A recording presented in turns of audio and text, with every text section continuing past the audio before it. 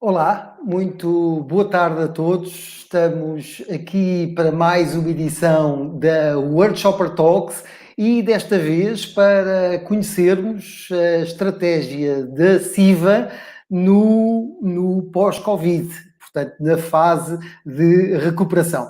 E hoje temos um cenário diferente porque temos dois convidados, porque a SIVA tem efetivamente dois diretores gerais. Vou começar por apresentar Viktoria Kaufmann. Ela iniciou a sua carreira profissional em 2008 na Porsche Holding na Áustria. Em 2013 mudou de continente, inicialmente para o Chile, tendo depois sido diretora-geral da Porsche Holding na Colômbia entre 2016 e 2019. Hoje é diretora-geral da SIVA, o importador das marcas Volkswagen, Audi, Skoda, Volkswagen Veículos Comerciais, Lamborghini e Bentley. Ora, aqui Viktoria, olá, está tudo bem? Boa tarde. Obrigada. It's a great pleasure having you here with us. Eu vou fazer as perguntas à Viktoria em inglês, ela vai também responder em inglês. Eu sei que ela fala bem português, mas que se sente mais confortável em inglês. E vamos ter connosco também Rodolfo Schmid, que esteve 20 anos na SEAT, onde teve a oportunidade de conhecer como ninguém o grupo Volkswagen. Entre 2016 e 2020 foi diretor-geral da SEAT em Portugal e hoje é, juntamente com a Viktoria, o diretor-geral da SIVA. Olá, Rodolfo, está tudo bem? Olá, boa tarde a todos, boa tarde, Ricardo, muito obrigado pelo convite, tudo bem cá? Muito bem. O Rodolfo, portanto, já está há uns anos aqui em Portugal e, portanto, vamos fazer a entrevista em português. Viktoria, first question for you.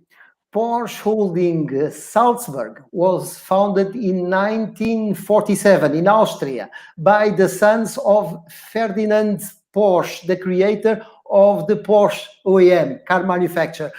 Please present us this less known but remarkable company that now owns SIVA. Okay. Porsche Holding Salzburg, yes, was founded by the children of Ferdinand Porsche, but it's not sons, it's one daughter, Louise Piech, which was basically our grandmaster in Porsche Holding Salzburg. She was the leader. The company was founded in the beginning 70 years ago, and now it's an international company. We are right now one of the largest automotive retailers in the world and the largest in Europe. We are present in 22 countries in Europe, as well as China, Japan, Malaysia, Singapore, Brunei, and South America, as you already mentioned, in Chile and Colombia, where I was there before. And Porsche Holding Salzburg is basically representing the Volkswagen Group brands in the countries they are in the wholesale as importers and the retailers with their dealer sites. We also have our own financial services. We have Porsche Informatik, which does our own IT systems and creates them. And we are also having spare parts distribution centers around Europe. So it's a very, very big country, big company. And in 2019, we sold almost 1 million cars, new cars and used cars, with 31,900 employees, which is a lot, 22.2 billion euros in turnover. So it's a very, very big company, and we are very happy to have SIVA now inside of that. So it's a truly global company, in several countries, and it is incredible how retail experience or customers can be so different in the countries that you have told us about. Yes, totally different. Okay, I imagine. Rodolfo, uma pergunta para si. Jürgen Stackmann, ele é membro do board da Volkswagen Passenger Cars, escreveu 5 artigos muito interessantes sobre o futuro das vendas de automóveis. No segundo artigo, ele refere a plataforma online que foi utilizada para as vendas do ID3. Quando é que poderá haver uma opção de compra digital para todos os modelos Volkswagen? As vendas digitais são já uma realidade no nosso sector, não é? Certo que nós comenzamos com a plataforma de pre-booking do ID3 e correu com grande sucesso. Certamente isso nos indica duas coisas muito importantes. O primeiro é que o produto, o ID3, vai ser um produto de grande sucesso. Teve muita procura, muita atenção. O segundo, e acho também muito relevante em relação com a tua questão, é o feito de que os clientes já estão prontos para começar a interagir com este tipo de plataformas. A SIVA está a progredir de uma forma muito consistente neste sector, neste segmento. ¿Por quê? Porque certamente houve um efeito também prévio que já esteve a preparar-se, mas que desencadenou e acelerou todo este processo que foi o Covid. No Covid tivemos um lockdown, tivemos aí um afastamento e, portanto, a única maneira que nós tivemos para nós interagir a través de nossa rede e nossos clientes foi através da plataforma digital. E, nesse sentido, certamente se conseguiu desenhar uma plataforma para sustentar muitas campanhas que nós tivemos durante este tempo, onde se integrava claramente a toda a experiência do cliente no processo de compra de forma integrada e coordenada com nossa rede, conjuntamente. Portanto, isso tem uma grande vantagem de cara ao cliente, tem um processo simples, eficiente e 24/7, es decir, continuamente acessível, onde pode interagir conosco, com a rede, com as ofertas que temos de uma forma eficiente e transparente. Pela parte nossa, do importador e da rede, sobretudo que é um elemento muito importante neste processo, nos permite fazer essa abordagem de uma forma coordenada, conjunta e, nesse sentido, de uma forma de cara que permita dar esta experiência de cliente. De feito, e voltando à tua pergunta, nós atualmente já temos plataformas que estão a trabalhar este tipo de vendas e estamos a trabalhar para perfeccioná-las mais e para extenderlas como um elemento adicional, sobretudo no futuro, que vai marcar claramente nossa relação no mercado, no qual nós, como SIVA, queremos ser um referente cá em Portugal. Olha, Rodolfo, eu acho que disseste aí uma coisa muito importante em relação ao canal digital. É a possibilidade do canal digital estar 24 horas sobre 24 horas disponível para os clientes. Porque, na realidade, nós vemos hoje que muitos clientes usam o seu tempo livre para ir procurar o automóvel. Ora, esse tempo livre que eles usam para pesquisa é um tempo livre que normalmente não coincide com a hora de abertura dos concessionários. É verdade que podem ir pesquisar no website, podem fazer, mas depois, se quiserem continuar o processo, o concessionário não está em funcionamento. Esse aspecto é muito importante, não é? Esse aspecto de estar constantemente disponível. Certamente. E ali a grande dificuldade é acompanhar o processo do cliente desde o início, desde que tem a primeira pesquisa, como tu estavas a indicar, se calhar com bastante certeza será a nossa webpage e nosso car configurator, okay? Como pode passar ele del online ao offline de uma forma coordenada, sem perder em nenhum momento a trazabilidade e dando o apoio e o acompanhamento que precisa o cliente, não? Claramente, esta é uma abordagem que está focada claramente ao cliente, ¿vale? E essa é a grande mudança que temos atualmente em nosso sector, que é uma mudança de paradigma. Okay, so Viktoria, in December 2019, I went to an event in Dresden, in Germany, to drive the ID3, a remarkable car. And there, I felt like I've met a new Volkswagen. Managers look more approachable, more easy talking. Do you also feel this transformation based on your long relationship with this OEM? Is it easier to work with Volkswagen now? I would not say it's easier to work with. I think we always had a great partnership in working together and also cooperation. But of course, the changes in the automotive industry makes also Volkswagen AG, but also us, change. And one thing is the cultural change we have to do.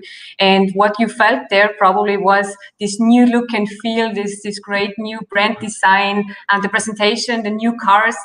Everything is new, and I think this is one of the biggest changes that Volkswagen is going through right now. But one more important point, which is the focus right now, and Rodolfo just mentioned it before with the customer journey.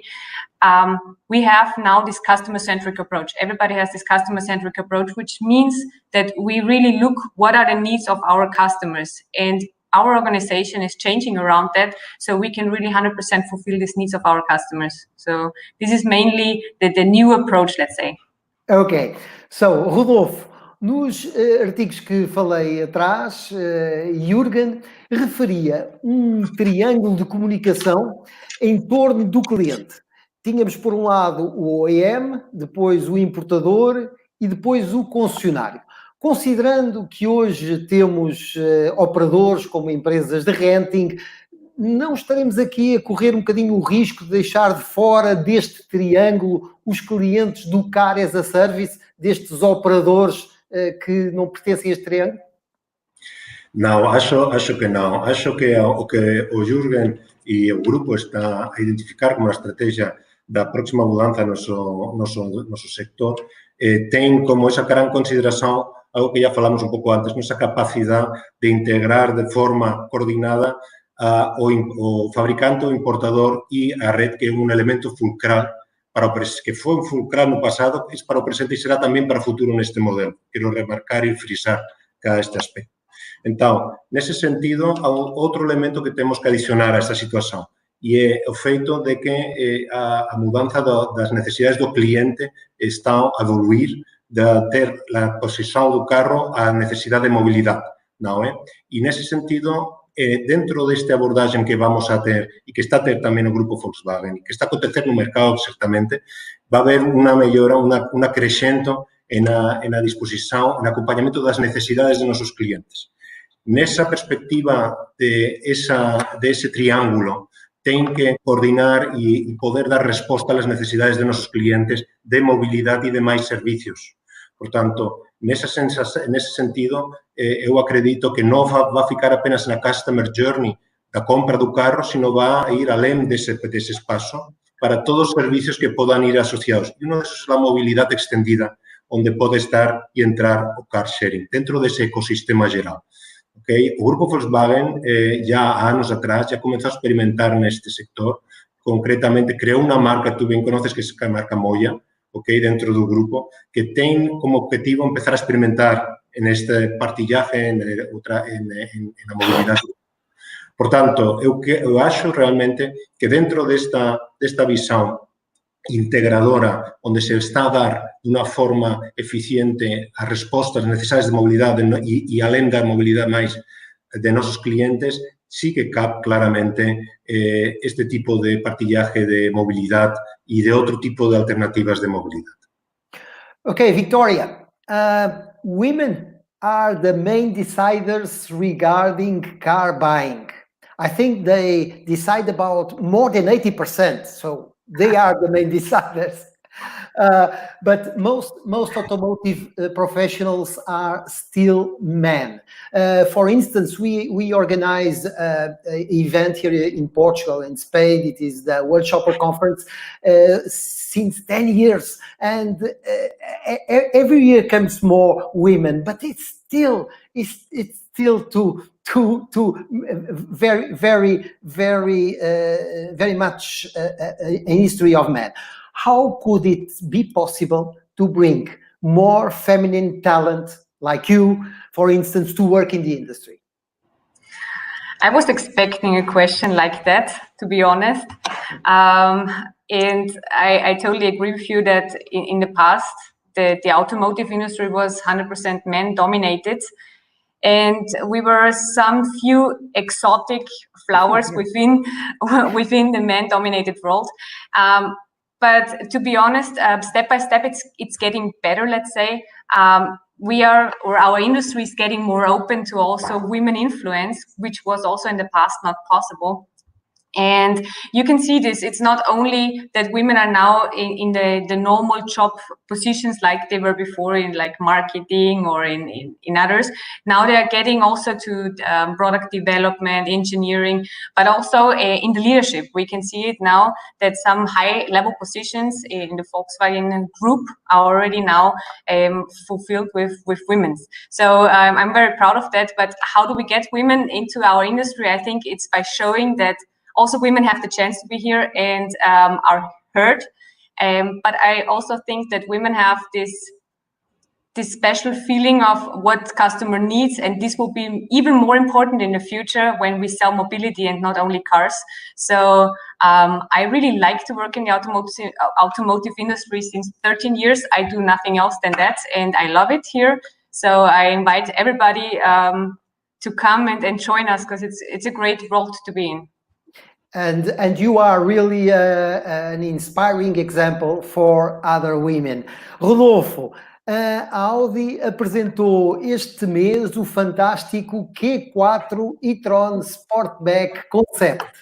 O Q4 e-tron, a versão normal, sem ser o Sportback, chegará a Portugal em 2020. E também aproveito a pergunta para saber se houve alguma alteração no calendário dos lançamentos, essencialmente em termos de impacto desta pandemia. Enfim, a Audi está a desenvolver uma grande ofensiva de produto dentro da sua estratégia no âmbito da gama SUV, claramente, da gama da eletrificação, não é? E depois no seu âmbito mais esportivo e sem compromissos, não é? O Q4 é mais elemento dentro dessa ofensiva. Temos que ter em conta que actualmente já temos a hibridação em grande parte da nossa gama, com o Q5, com o A6, A7 e Q7, portanto, e que vai ser prolongada agora com o A3 e os outros restantes modelos. E agora temos já também o e-tron. O e-tron foi o primeiro que full electric, que está na gama dos mais elevados, e a partir daqui começará também a seguir uma série de lançamentos de mais modelos. Teremos o GT também, que vai ser um claro elemento importante que vamos a ter prácticamente, acho que para abril, segundo quarto, vamos a ter principalmente os lançamentos do próximo ano. Infelizmente não temos este ano ainda, mas será para final de primeiro, princípios do segundo quarto do próximo ano. E depois teremos o Q4. O Q4 vai ser claramente um modelo que vai ficar no meio do mercado. É decir, é uma dimensão compacta, todo full electric nas duas versões. A versão é mais normal e depois tem as versões mais Sportback, que são muito mais emotivas e muito mais apelativas, não, desde o ponto de vista do cliente. E o posicionamento de preço eu posso avançar que vai ser grandemente concorrente. Vai ser uma grande opção para nossos clientes, portanto, convido a que todo o mundo a estar à espera destes carros, porque também quero frisar aqui que a Audi está agora em momento muito importante de lançamento e uma ofensiva de produto que vai dar a volta completamente. Portanto, bem para frente da Audi uma era de grandes sucessos e nós acreditamos aqui fortemente que justamente além disso, neste mercado português que tem muita sensibilidade para a tecnologia, para os carros premium, para os carros que são sofisticados e que têm grande tecnologia e sobretudo a eletrificação, será um grande produto para nossos clientes. Rodolfo, o grupo Volkswagen fez uma opção corajosa em termos de plataforma de veículos elétricos, que foi o lançamento de uma plataforma dedicada, ou seja, uma plataforma que só serve para veículos elétricos. Eu digo corajosa porque está dependente do sucesso do segmento dos veículos elétricos, mas tem uma grande vantagem sobre aqueles outros veículos que utilizam plataformas que servem para vários tipos de motorização. É que a habitabilidade, o comportamento dinâmico, eu lembro-me naquele teste que fiz do ID3 em pista, é absolutamente surpreendente o comportamento dinâmico daquele carro, e isso deve-se muito à qualidade daquela plataforma MEB. Penso que isso será uma grande vantagem em termos dos veículos elétricos do grupo, certo? Con certeza, a estrategia de plataformas marcou claramente o grupo Volkswagen nas últimas décadas, esa estrategia de ter economías a escala e sinergias en el desenvolvimento dos carros. O Q4, referiéndonos ao carro que tú estabas a indicar, ten como plataforma o MIB e, por tanto, va a ter tamén poder usufruir destas grandes vantaxes de plataformas cada vez máis modulares, moito máis flexibles, mas sempre con una dinámica extraordinaria y una máxima tecnología. Okay, so Viktoria, and now let us regard a little bit more to the moment that we are going on and the famous pandemic. Which is the most important management lesson that COVID gave you? The most important lesson, I think, was that to give the people the security and insurance that we, the management, know what's going on, we are aware of the situation, and we have a plan. And this plan needs to be communicated. We have to be fast and very clear in the communication to our employees, to our dealer network, to our headquarters. And we also learned that we have to have a plan A, but also a plan B, C, and D, because this uncertainty in these moments, you do not know what happens tomorrow. So you need to be prepared for whatever comes, but you also need to have the decision makers as well as like the main management team close and in close communication. So we were able really to on a daily basis change the plans if it was needed, and also communicate to everybody. So this was one of the main things. And also we tried to do things different. As Rodolfo already mentioned, the platform, the online platform for online sales was developed within this crisis modus, because we wanted to think out of the box, because we did not have any other options to do so. This was one of the main things, but of course everything on basis of having our employees in a safe environment. We had very strict protocols from the beginning onwards. We started with home office from the beginning, even before the first lockdown, because we wanted that our employees are safe and know what's going on. So basically that's it. I agree so much with you when you say that this pandemic showed us the importance of communication. There was a time during this lockdown that the only thing that we really could do for our employees, for our customers, was to communicate. Because it was the only thing that we could do. And people really need that kind of support. I remember talking with automotive professionals in Italy in the highest moment of lockdown, and they say we are simply talking to our customers in order to maintain the support, and I think it is important. Exactly. Totally agree with you. Ok, Rodolfo, falámos com a Viktoria sobre a mais importante lição de gestão.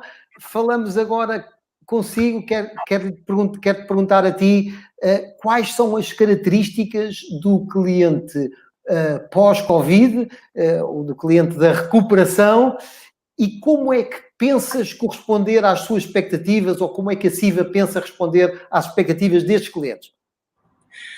Bem, o cliente pós-Covid eu non acho que haya mudado moito esencialmente, fundamentalmente do que foi o pré-Covid, porque certamente nós já estávamos perante unha situación onde o noso cliente estaba en plena mudanza, en plena transformación.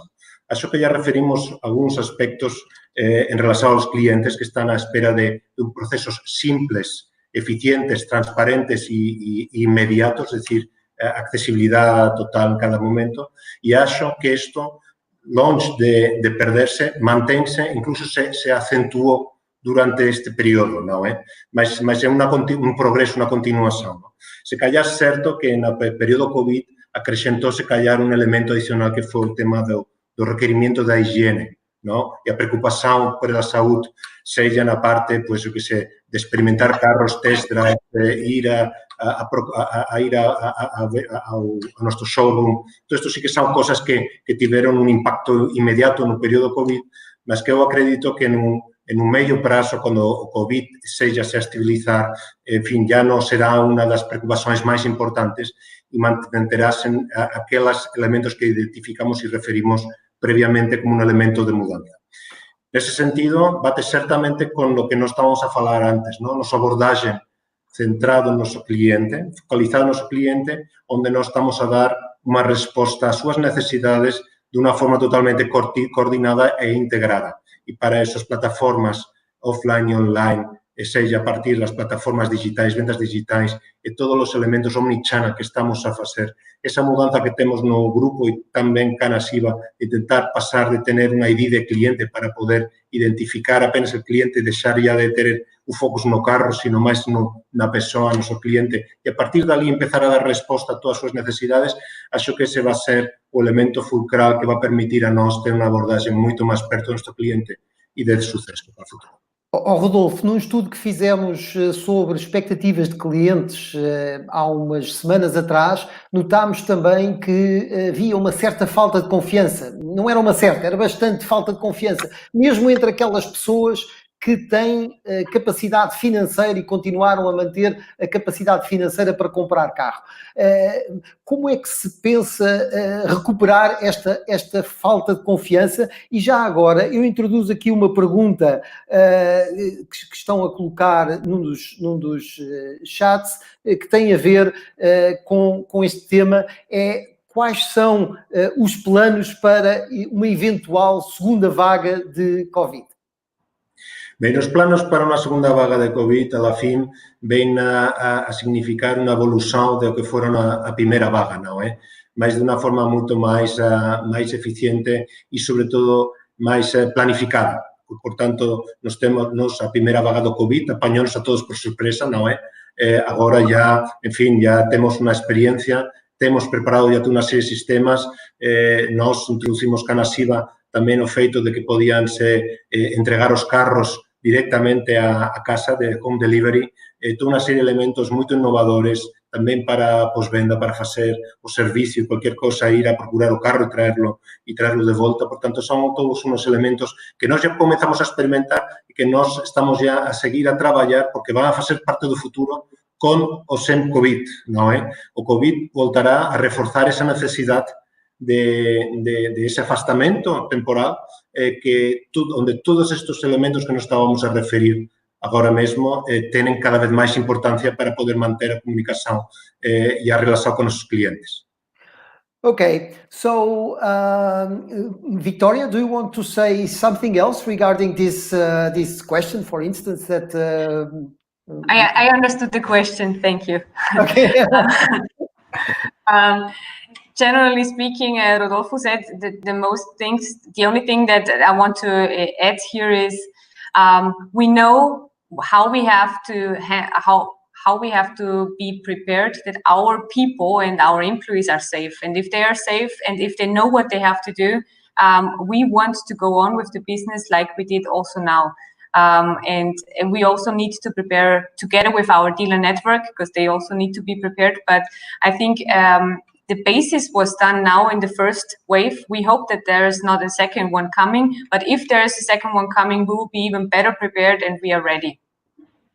Okay, so thank you very much. I think this was a good example of the advantage of a company having two managers or two general managers. It's quite interesting because you were perfectly complementary, and I think the answers were very interesting. So thank you very much. It was a pleasure to have you here, Viktoria, e obrigado, Rodolfo, também. E até à próxima World Shopper Talks. Adeus. Pronto. Obrigado. Obrigado. Obrigada.